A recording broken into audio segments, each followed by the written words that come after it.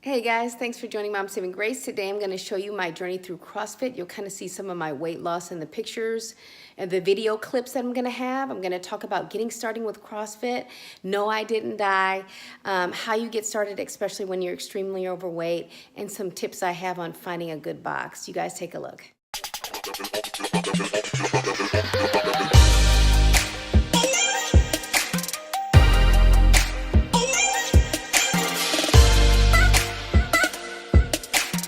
Wanted to do a video on getting started with CrossFit. Now, I'm going to show you some tape of me, like in my progression with CrossFit.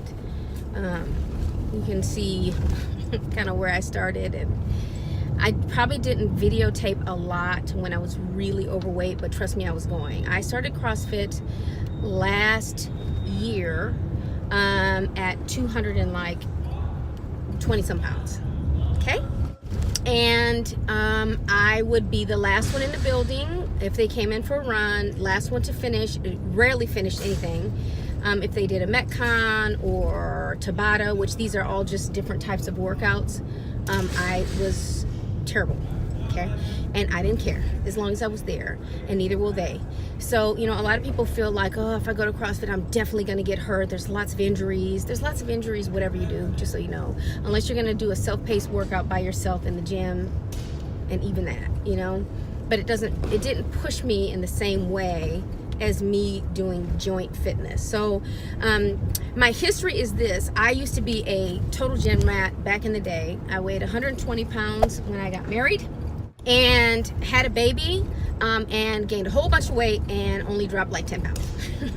And so the reason for that was I had an eating disorder that I've been delivered from for years and years and years, and that's my testimony behind that. And I thank God that I've been delivered, but I just want you to know that when you do that, you jack your metabolism up.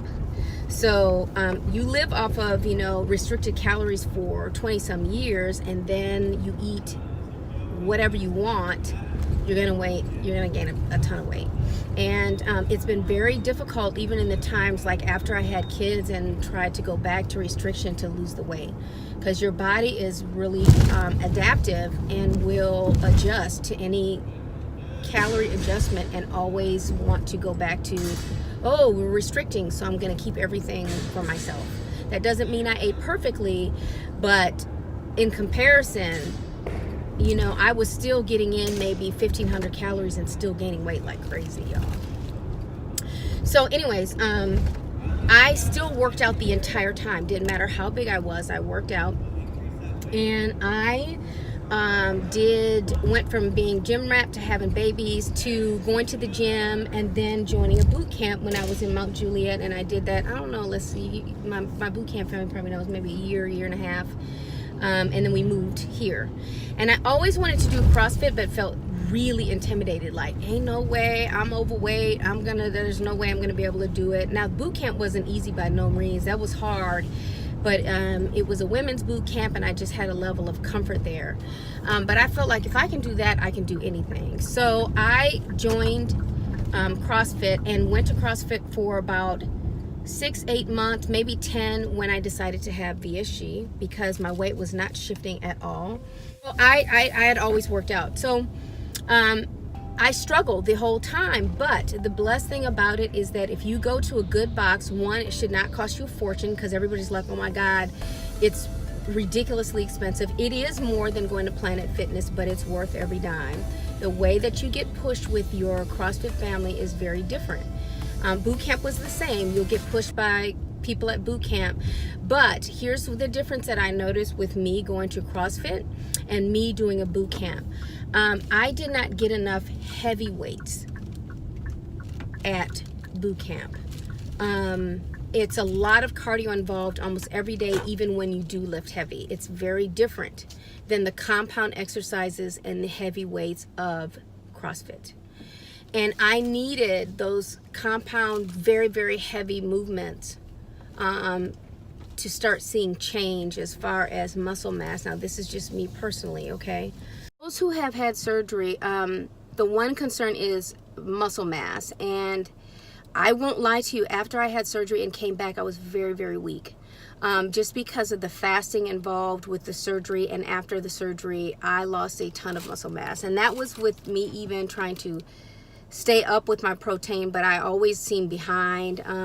You're still going to lose a lot of muscle mass when you go through it, just because of the restricted amount of calories you consume after. And even now, like, I don't consume near the amount of calories that I used to. So for me, it was kind of head trippy, you know, because I was really overweight, but I would be able to lift like tons of weight, and I could lift extremely heavy. And now I'm just starting to regain some of that strength. So the one thing I will say is to watch your protein intake, and that wait until you're at a place where you're consuming enough calories to support a very heavy workout. I think some people make that mistake, is they go all out right away, and they might have some either slowdown of weight loss. There were even people who had surgery that went right into it, stopped losing weight, then stopped working out and started to lose weight significantly after that. So I think you have to watch your own body. Some people start exercising right away at 6 weeks and it's no big deal for them. I think you just have to be sensitive to your metabolism and what it's doing, and really listen to your body. I did have a period of time where I did start doing CrossFit in the very beginning, like about 3 months after, and I was so tired, you guys. At the end of the day, I couldn't see straight. I had to stop. I had to take some more weeks off. I took like an additional 6 weeks off because I would be exhausted. I didn't have enough intake to keep up with it, and my weight loss stalled.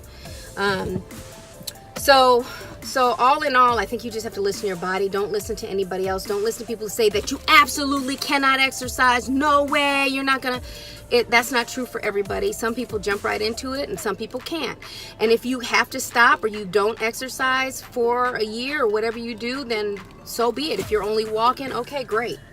But, you know, I just say try it out for yourself. Listen to what your body's telling you. If you stall out, either try to make an adjustment in your protein, increase your calories if you can. If you can't, then maybe you need to only go a few days a week. So for me in particular, I only go to CrossFit 3 days a week. That allows me several days of recovery and the other days to do something else. Walk to get the kids, go running, run a 5K, so train on the alternate days. 3 days is plenty for me. There used to be a time that I would be obsessive and I was in the gym every single day lifting something, every day. If you want to do that, great. I just feel at this age, and the calorie intake I had, that's not smart for me. Even some days I'll get in there twice and I'm like, oh well I got here. I just want to be healthy and not obsessed. If I just don't, if my active recovery is a walk for that day, perfect. I want to live my life in a measure of grace where I'm being accountable for it, but I'm not being obsessive. I lived way too many years of that in eating disordered behavior. So I don't have any desire to do that, and no knock on anybody that goes every day. Great for you. I'm just saying, listen to yourself, okay? So, when you get started, things that you need to look for is, one, you need to have a gym a CrossFit gym that does a lot of, for example, they'll do a warm-up.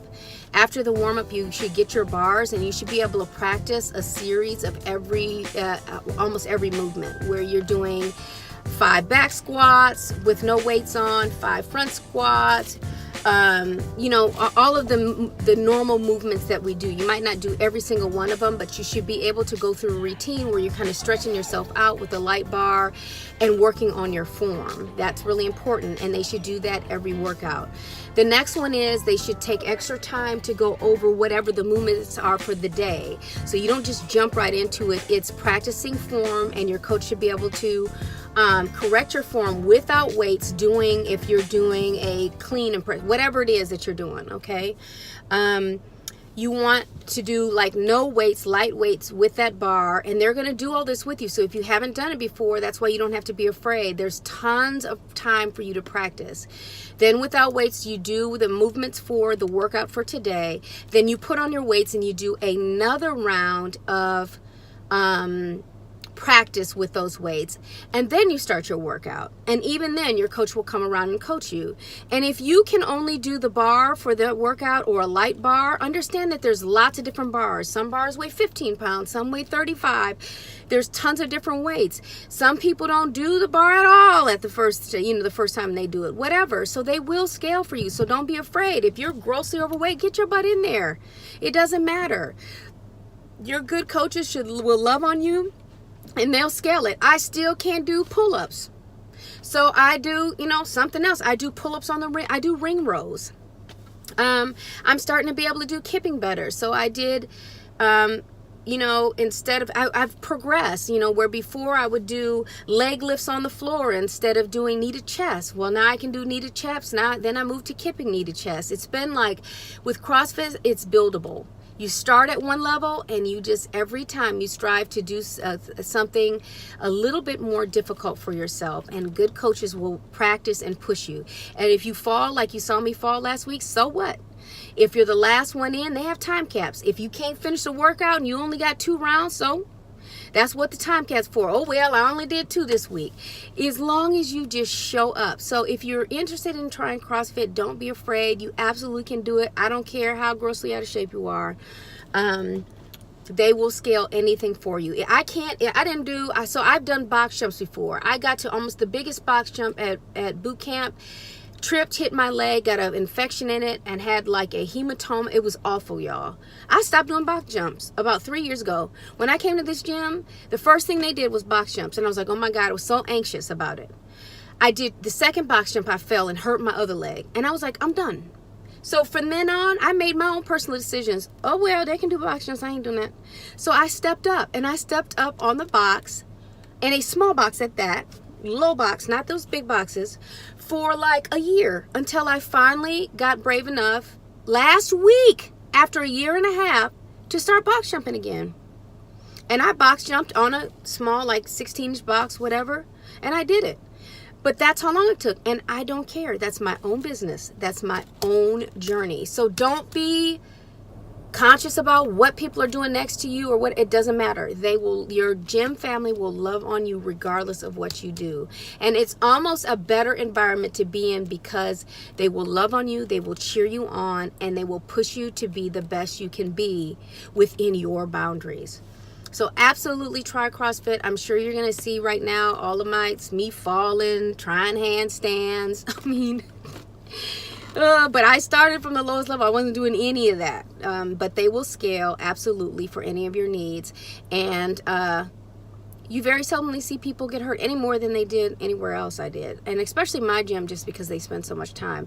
The other thing I want to say is make sure you're spending time doing stretching. Some of them won't offer, or they won't offer a ROMWOD, which is a round of stretching you do on your own. So if they don't offer that for you, take the 5 minutes out to do the stretching. It makes a huge difference. If not, do some yoga at home, because that will definitely help for preserving joints, opening up that, like, your knee capsule, and preventing it stretches you out to prevent injury. So it's really important that you get some sort of stretching going. So anyways, that's just all I wanted to pop on here today to talk about CrossFit. Some people are really into the competitive part. Don't be afraid of that, because if you're not into it, I'm not. I don't sign up. I probably will do the competitions like maybe next year, but I just was so like not even within the realm of, you can do it at any fitness level, but it just wasn't for me. And so if you feel like I don't want to do those little, then don't do them. Then don't do it. But really, it's fun. It's a fun environment. So, push yourself to get out of your comfort zone. Then if you want to do it, you can, but don't feel like I have to, because you don't. So, all right, you guys, be blessed. Have a blessed day. Take care of yourselves. Thanks for watching Mom Saving Grace. Thanks for joining Mom Saving Grace. Please like, share, subscribe, and hit that notification button. Have a blessed day.